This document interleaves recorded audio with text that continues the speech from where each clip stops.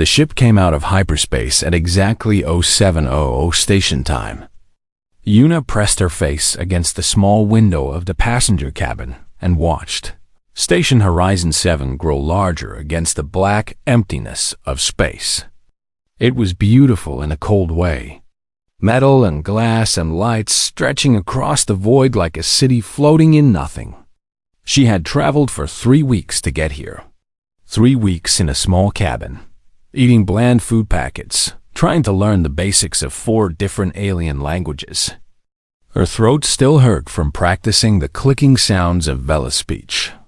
A voice came through the speakers. Human passenger, prepare for docking. Quarantine protocols will be observed. Yuna gathered her single bag and waited. The quarantine took 6 hours. They scanned her body 17 times. They took blood samples and skin samples and hair samples. They made her breathe into machines and walk through scanning fields that made her teeth ache. The medical officers wore full protective suits and kept their distance. One of them dropped a tool and jumped backward when Yuna bent down to pick it up for him. "Please do not make sudden movements," he said through his helmet speaker. She understood. To them, she was dangerous. Not because of anything she had done, but because of where she came from. Earth was classified as a Category 7 Deathworld. The gravity was crushing. The atmosphere was corrosive. The water fell from the sky in acidic sheets. The planet was covered with millions of species that had evolved specifically to kill and eat each other. Bacteria and viruses waged invisible wars inside every living creature. Even the plants produced poisons. And humans had not only survived on this nightmare world, they had thrived. They had conquered it. That made them terrifying. Yuna finally stepped into the main station at 1400 hours. The corridors were wide and filled with soft light. Beings of all shapes moved around her.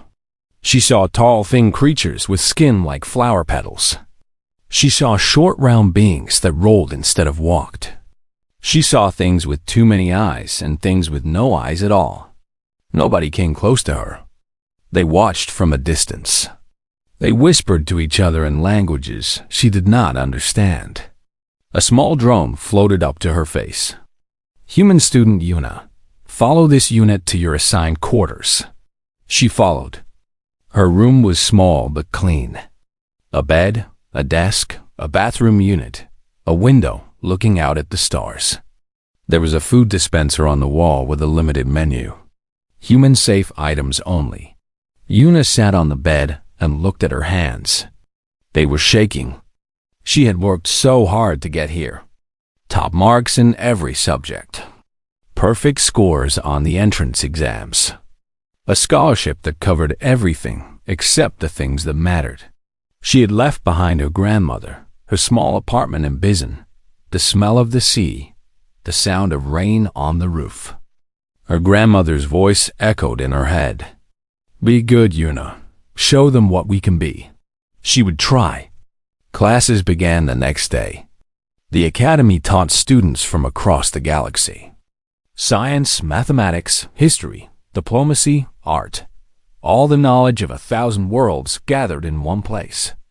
Yuna had dreamed of this since she was a child reading old books about the stars. The reality was harder. She sat in the back of every classroom. The other students left empty seats around her like a bubble of fear. The professors addressed her carefully, as if speaking to a bomb that might explode. When she raised her hand to answer questions, some teachers pretended not to see her. In the dining hall, she ate alone. The food was strange but acceptable. She watched the other students laughing and talking in groups, sharing meals, touching each other casually. She tried not to feel the loneliness. On the third day, she met Taiho. He was Velith, one of the crystalline beings whose skin sparkled like diamonds. He was tall for his species, and he moved through the corridors like he owned them. Other students stepped aside when he passed. His family was rich and powerful. His father sat on the station council. He had never been told no in his entire life. He stopped in front of Yuna in the hallway. His followers gathered behind him. 3 Velith, 2 Faran, a Daluni in a water-filled mobility suit. "So this is the animal," Taiho said. His voice was like glass chimes, but there was no music in his words. "I expected something bigger." Yuna said nothing. She tried to step around him. He moved to block her path. "Where are you going, Deathworlder? Back to your cage?" "To class," Yuna said quietly. "It speaks." Taiho laughed. His followers laughed with him.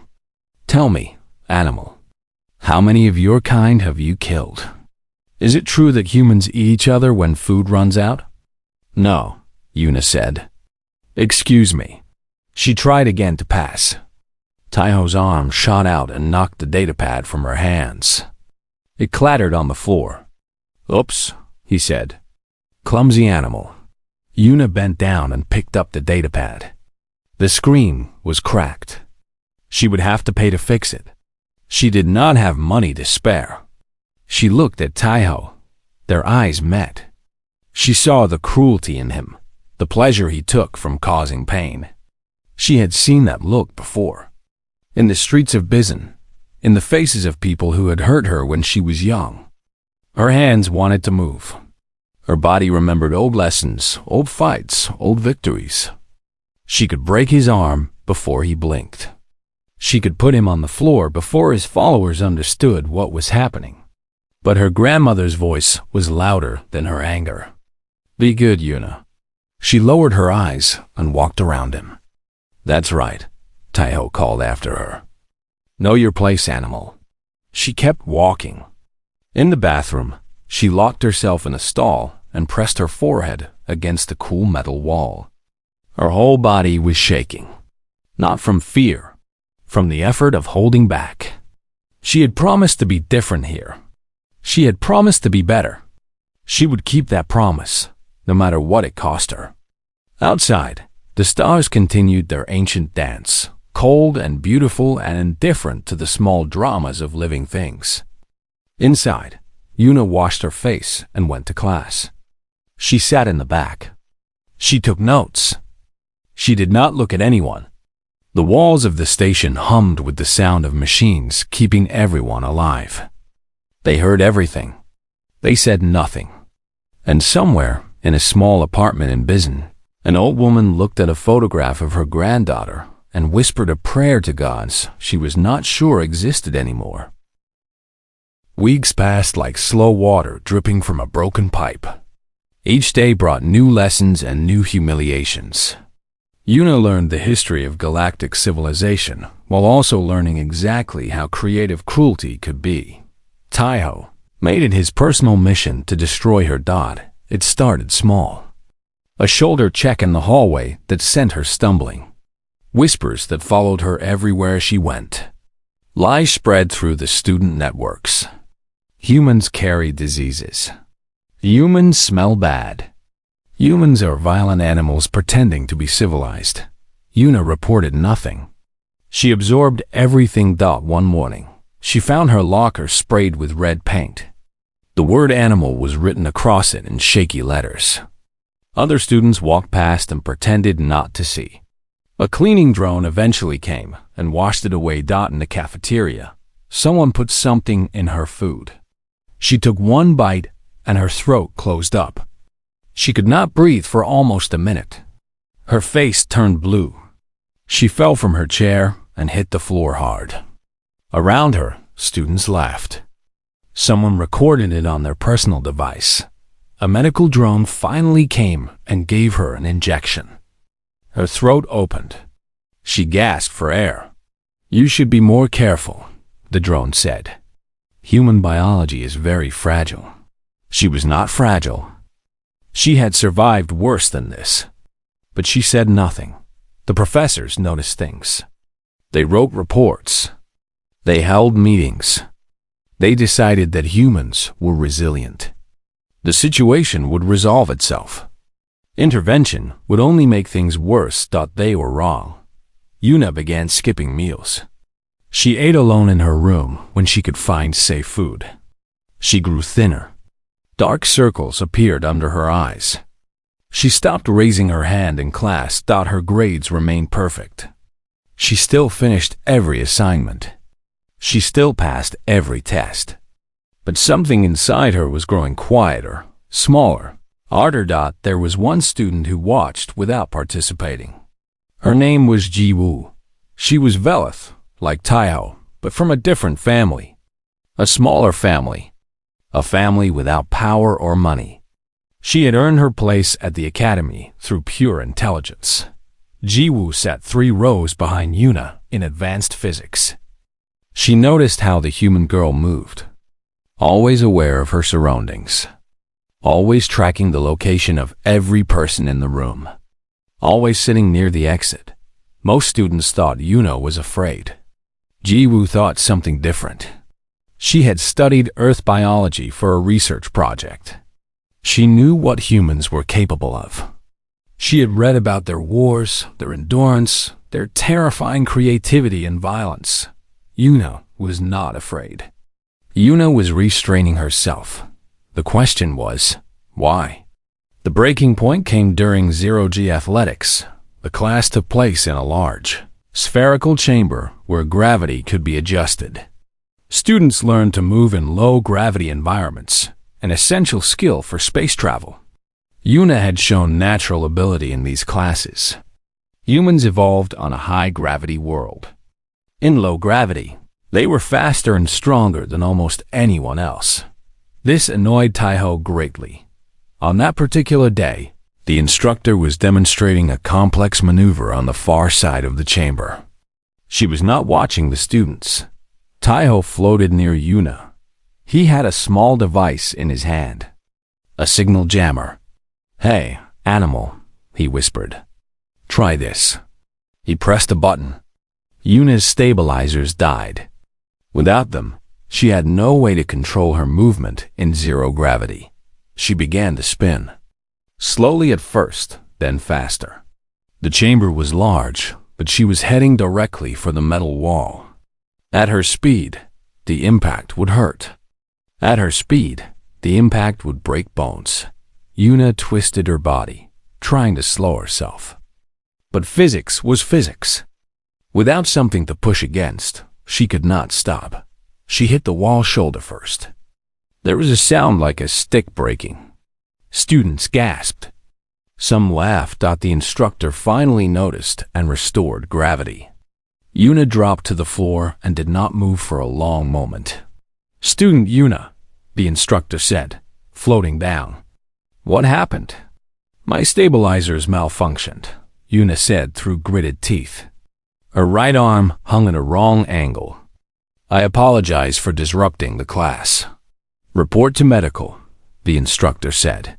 "Class, continue the exercise." Yuna walked to the medical bay alone. She did not cry. She did not complain.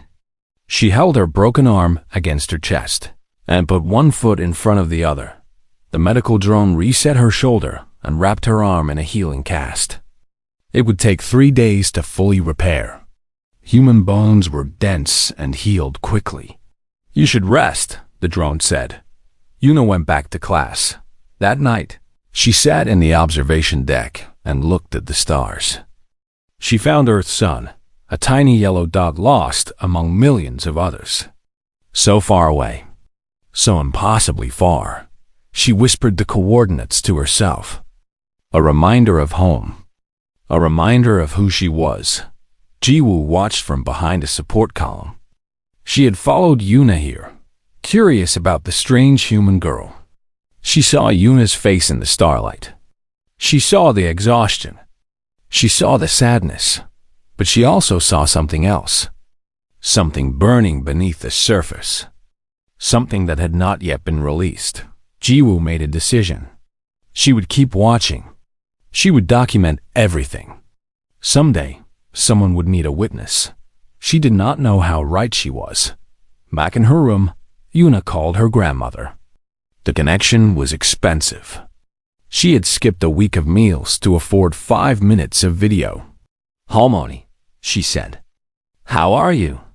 Her grandmother's face filled the small screen, old and wrinkled and beautiful. I am well, child. And you? I am learning a lot. It was not a lie. The academy is amazing. Are they treating you well? Yuna paused too long that her grandmother's eyes narrowed. Yuna, tell me. It's fine, Harmony. Just some adjustment problems. I am handling it. You know, you do not have to stay there. You can come home. There is no shame in. I want to stay, Yuna said. I want to prove that we can be more than what they think we are. Her grandmother was quiet for a moment. Then she smiled, sad and proud at the same time. You are so much like your mother, she said. Too brave, too stubborn, too willing to suffer for others. I will be okay. I know you will.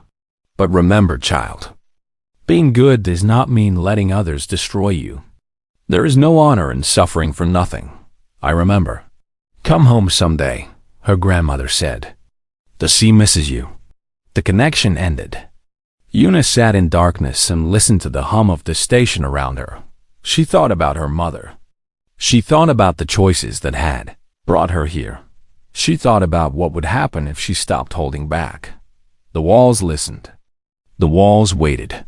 Everyone was waiting. The message arrived during evening mealtime. Yuna's personal screen lit up with an official academy notification. It carried the headmaster's digital signature. Student Yuna, report to Storage Bay 9 at 2100 hours. Urgent matter regarding your scholarship status. Come alone. Do not discuss this with other students. Yuna read it 3 times. Her scholarship was everything. Without it, she could not stay at the academy. She could not finish her education. She would have to return to Earth with nothing. She looked at the clock. It was 20:45. She did not question why the headmaster would meet her in a storage bay instead of his office. She did not wonder why the meeting was scheduled so late. She did not think about who might have sent the message. She should have. She walked through the quiet corridors of the station. Most students were in their rooms or the recreation areas. The path to Storage Bay 9 took her through maintenance sections rarely used by students. The door opened when she approached. Inside, the bay was large and dark. Shipping containers stood in rows like metal trees in a metal forest. Emergency lights cast red shadows across everything. She stepped inside. The door sealed behind her. The lock clicked with a heavy sound. Hello? Yuna called out. Headmaster? Lights came on. Not all of them. Just enough to see.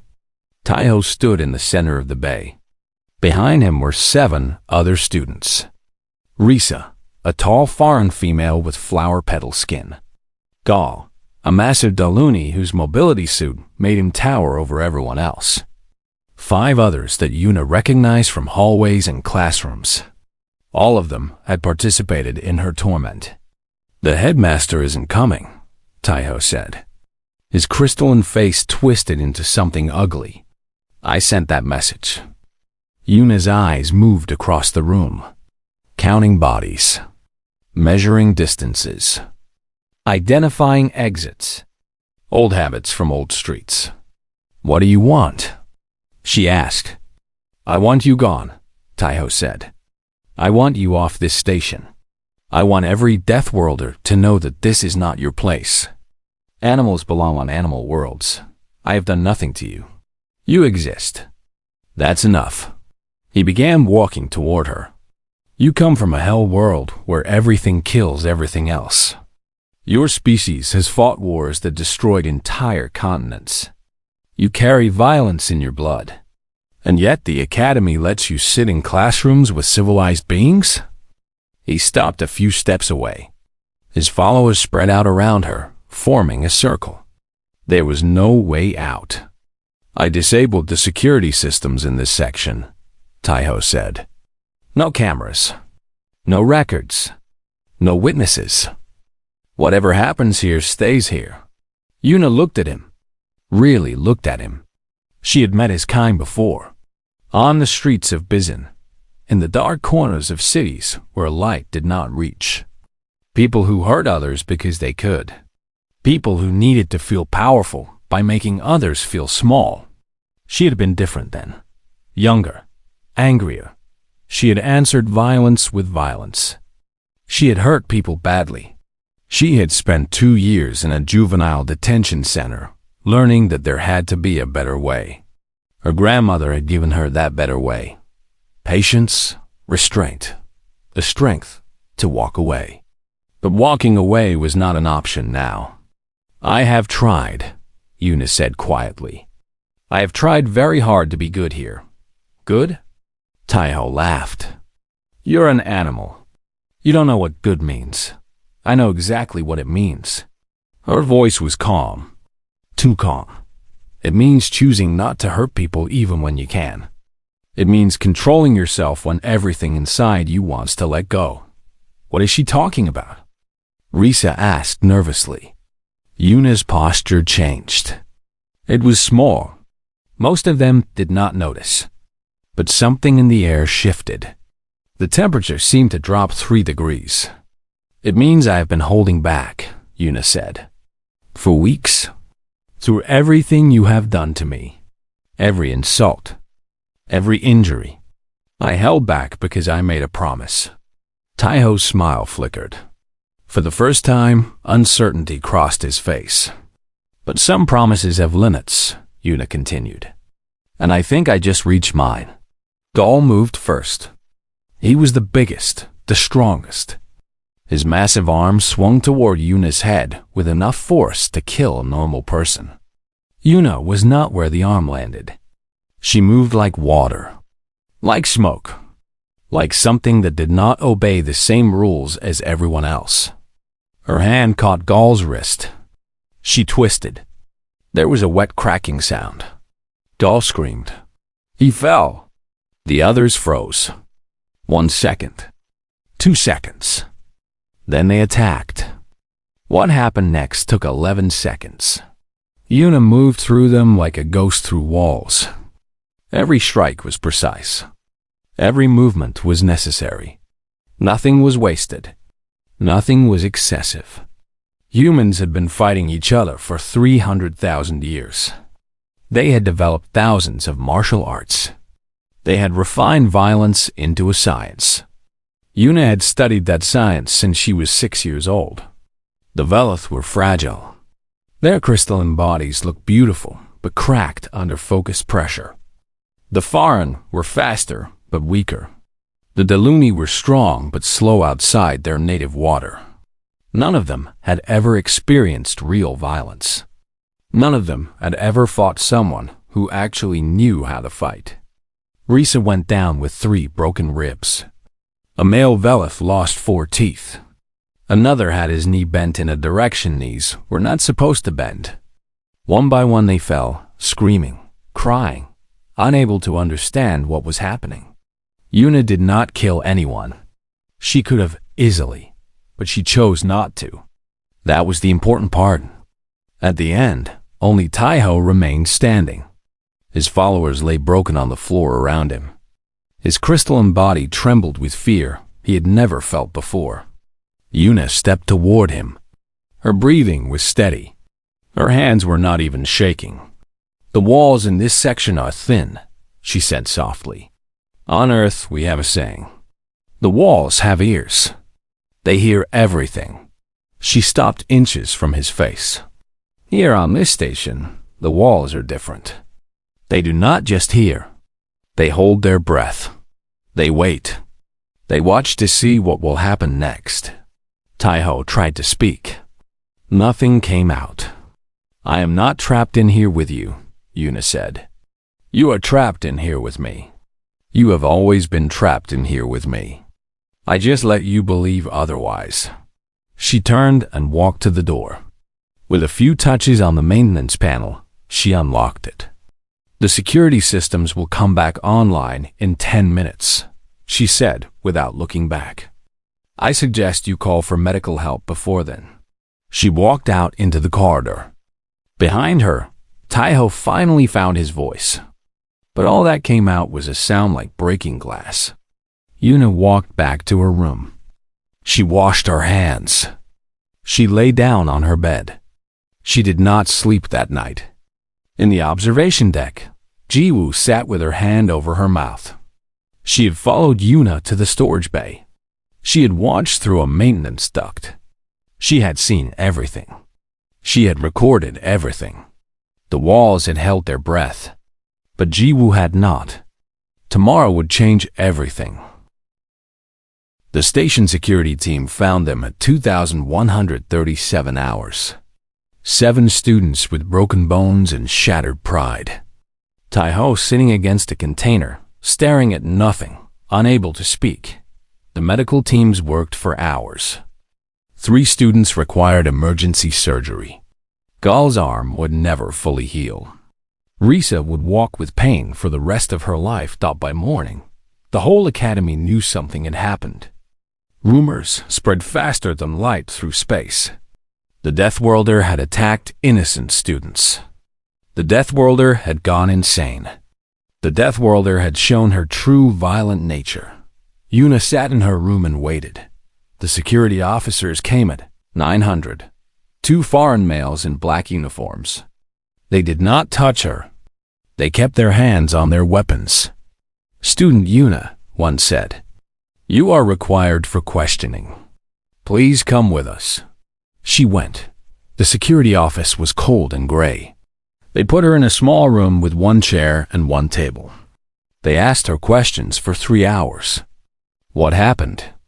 Why did it happen? Did she plan the attack? Yuna told the truth. Every word of it. They did not believe her. You expect us to accept that you disabled 7 students in self-defense? The security chief was a large being with 4 arms and no eyes. He navigated by sound and smell. You expect us to believe that the son of council member Taiho attacked you without reason? I expect nothing, Yuna said. I am telling you what happened. The other students say you attacked them without warning. They are lying. 8 students versus 1 human. Who should we believe? Yuna had no answer for that. They held her in the security wing. Her room became a cell. She ate alone, spoke to no one, and waited for the academy to decide her fate. On the second day, Jiwoo came forward.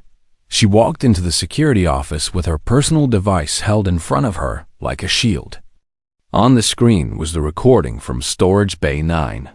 Every moment, every word, every lie that Taiho had told exposed in perfect clarity. I was there, Jiwoo said. I saw everything. They lured her there. They planned to hurt her. She defended herself. The security chief watched the recording 3 times. His forearms moved in patterns that might have been surprise. Why did you not come forward immediately? I was afraid, Jiwoo admitted. Taiho's family is powerful. I am nobody. And now? Now I am tired of being afraid. And I am tired of watching someone suffer for crimes she did not commit. The recording changed everything. Investigators pulled the communication logs. They found the forged message from the headmaster. They found Taiho's plans, discussed openly with his followers, and messages they thought were private. They found records of months of harassment, attacks, and abuse. Other students came forward. Beings who had witnessed things but said nothing. Beings who felt guilty for their silence. One by one, they told their stories. The truth became impossible to ignore. Taiho and his followers faced expulsion. Their families screamed. They threatened. They demanded that the recordings be destroyed, that the witnesses be silenced, that the human be punished instead. The Academy Council met for 6 hours. In the end, they had no choice. The evidence was too clear. The lies were too obvious. 8 students were expelled from Galactic Unity Academy. Their families received formal notices. Their futures were destroyed, but the council also summoned Yuna for a private hearing. The hearing room was large and circular. 12 species sat in judgment. Old beings with old prejudices. They looked at Yuna like she was a dangerous animal that had escaped from its cage. "You may have acted in self-defense," the lead counselor said, "but the level of violence you displayed is deeply concerning. 7 students injured, 3 of them severely. This suggests a dangerous individual who should not be permitted to remain among civilized species." Yuna sat alone at a small table in the center of the room. She felt very small. "We are considering expulsion," the counselor continued.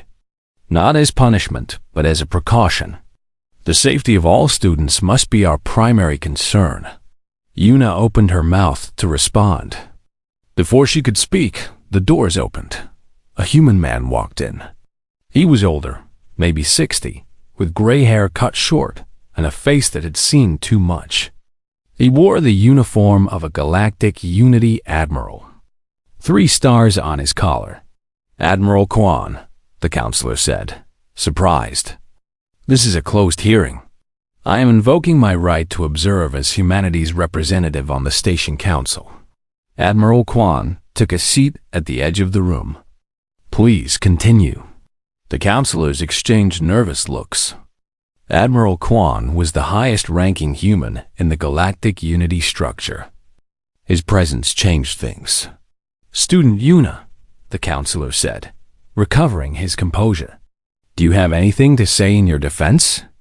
"I did not want to hurt anyone," Yuna said. "I spent weeks trying to avoid conflict.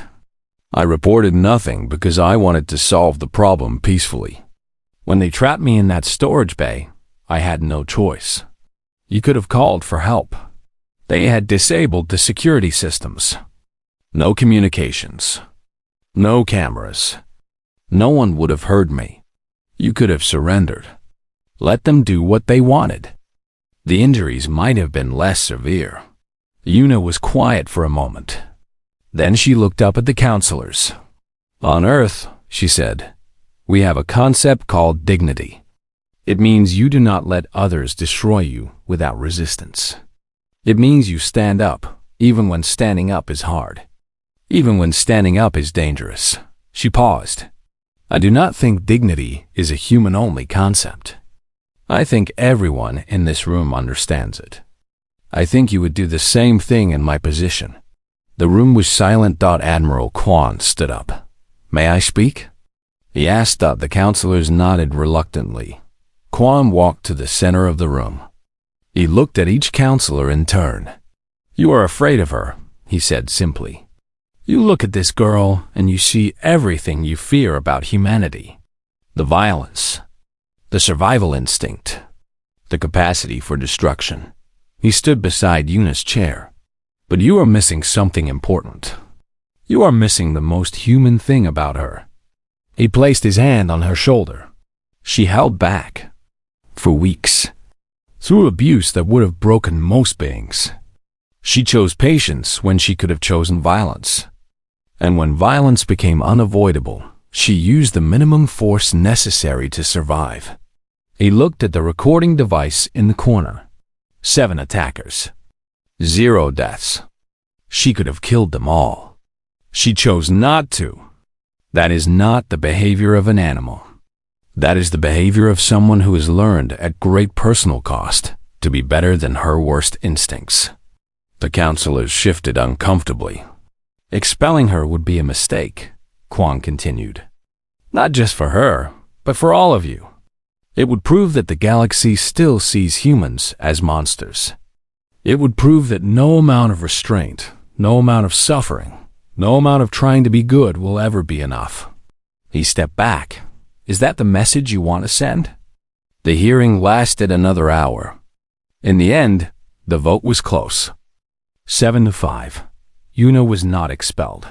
She walked out of the hearing room into the bright corridor of the academy. Admiral Kwan walked beside her. "Thank you," she said.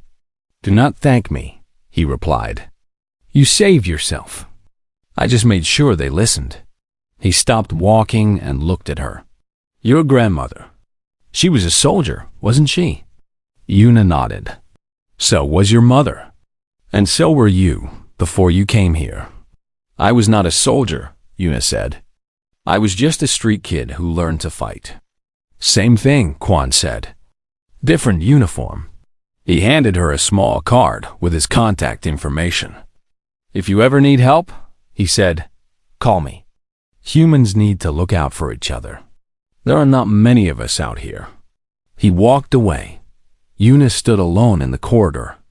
Students passed by, watching her with new eyes. Not fear. Not hatred. Respect. Maybe even curiosity. She put the card in her pocket and walked toward her next class. The walls listened. For the first time in months, they seemed to breathe. The weeks after the hearing changed everything. Yuna had expected more hate, more fear, more isolation. Instead, she found something unexpected. Students started talking to her. It began with small things. A nod in the hallway. A seat saved in the cafeteria. Someone asking to borrow her notes. Tiny gestures that meant nothing on their own, but added up to something larger. Jiwoo became her first real friend. The Velith girl sought her out the day after the hearing, nervous but determined. I should have helped sooner, Jiwoo said. I watched for weeks and did nothing. I am sorry. You helped when it mattered, Yuna replied. That is enough. They began eating meals together, studying together, walking to classes together. Other students saw them and wondered. The crystalline aristocrat and the Deathworld girl. An unlikely pair. One evening, Jiwoo asked a question that everyone wanted to ask. What was it like? Growing up on Earth? Yuna thought for a long moment. Beautiful, she said finally. And terrible. And everything in between. She told Jiwoo about Bizen, about the ocean that stretched to the edge of the world, about the mountains covered in green forests that turned gold in autumn, about the rain that fell soft and warm in summer and hard and cold in winter. She told her about the food. Spicy soups that made your eyes water. Rice cakes sweet with honey. Fish fresh from the sea. She told her about the people. Loud and passionate and stubborn. Quick to anger and quick to forgive. Always helping each other, even when they had nothing to give. It sounds wonderful, Jiwoo said. It was also dangerous, Yuna admitted. The air is poisonous compared to most worlds. The gravity crushes beings not evolved for it. The bacteria and viruses are everywhere. Even our plants can kill you. And the violence? Is it true that humans fight wars constantly? Yuna was quiet for a moment. We have fought each other for as long as we have existed, she said. Over land. Over resources. Over ideas. Over nothing at all. We have weapons that can destroy entire cities in seconds. We have killed hundreds of millions of our own kind. Jiwoo's crystalline face showed horror. But we have also built hospitals, Yuna continued. We have created art that makes people cry. We have sent messages into space hoping someone would answer. We have looked at the stars and dreamed of peace. She turned to look at Jiwoo. That is what it means to be human. We are everything. The violence and the kindness. The cruelty and the love. We contain all possibilities. Every day, we choose which ones to act on. What do you choose? Jiwoo asked. I try to choose kindness, Yuna said. I do not always succeed. But I try. Word spread through the academy. The human girl who could have killed her attackers, but chose not to. The human girl who had suffered for months without fighting back. The human girl who contained violence, but chose something else. Students began approaching Yuna with questions. What is Earth like? What are humans really like? Are you all as strong as you? She answered honestly. Some humans were kind. Some were cruel. Some were brave. Some were afraid. They were as different from each other as any species in the galaxy. We are just people, she said over and over again. Like all of you. Trying to figure out how to be good. A month after the hearing, Una started teaching. It began by accident. A young foreign student was being bullied in the corridor. Una stepped in, diffused the situation without violence, and walked the student back to her quarters. "How did you do that?" the student asked. "How did you stay so calm?" Una thought about the question seriously. "I learned," she said. "It took a long time and a lot of mistakes. But I learned. Can you teach me?" And so she did. The informal classes happened 3 times a week in an empty training room. Una taught basic self-defense. Not how to hurt people, but how to protect yourself without causing permanent damage. How to de-escalate conflict. How to control your fear. How to stay calm when everything inside you wanted to panic. Students from a dozen species attended. They were nervous at first, afraid of the Deathworlder. But Una was patient. She moved slowly. She explained everything. She never raised her voice. "Violence is easy," she told them one evening. "Any fool can hurt someone. The hard part is choosing not to. The hard part is finding another way." "What if there is no other way?" someone asked. "There is almost always another way," Una said. "You just have to look for it. And if you cannot find it, if you truly have no choice, then you use the minimum force necessary. You protect yourself without destroying the other person." She paused. "Everyone can be redeemed. Everyone can change. But they cannot change if they are dead. They cannot learn if you break them beyond repair." The classes grew. Word spread to other stations, other academies. Humans began to contact Una. They wanted to know what she was teaching. They wanted to understand her philosophy. Admiral Kwan visited one of her classes. He sat in the back and watched for an hour. "You are doing something important here," he said afterward. "You are changing how they see us." "I am just trying to help," Una said. "That is exactly my point." The semester ended. Una received the highest marks in her class. Professors who had ignored her before now praised her intelligence. Students who had feared her now asked to be her study partners. On the last day of the term, Una received a package from Earth. It had taken months to arrive. Inside was a small object wrapped in paper. A stone from the beach in Bazan, worn smooth by the ocean, and a letter in her grandmother's handwriting. "My dear Una," the letter read, "I have heard about what happened. I am so proud of you. Not because you won your fight, but because you tried so hard not to fight at all. That is true strength. That is what your mother would have wanted. That is what I have always wanted for you. You have shown the galaxy what we can be. Not monsters, not animals, just people trying to be good in a universe that is often unkind. Come home when you can. The sea still waits for you. With all my love, Harmony." Una held the stone in her hand and looked out the window at the stars. She thought about her grandmother, about her mother, about all the choices that had brought her here. She thought about the students she was teaching, about the friends she was making, about the future she was building. She thought about what it meant to be human. Not the violence, not the survival instinct, not the capacity for destruction. The ability to choose, the ability to change, the ability to be better tomorrow than you were today. That was what humanity meant. The door chimed. Jiwoo stood in the entrance, her crystalline skin glittering in the starlight. "The new transfer students arrive in an hour," she said. "Another human.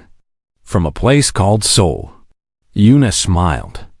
A real smile. "The first one in a long time. Then we should make sure they feel welcome," she said. She put the stone in her pocket and walked with her friend toward the docking bay.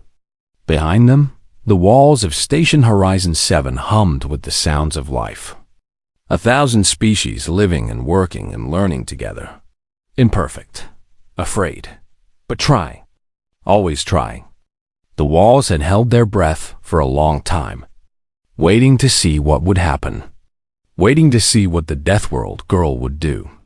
Now they exhaled, and somewhere in the vast darkness between stars, a small yellow sun continued to burn. Earth continued to spin, and an old woman sat by the ocean, looking up at the sky, whispering her granddaughter's name to the waves. The story was not over. It was never really over. But for now, it was enough. For now, it was everything.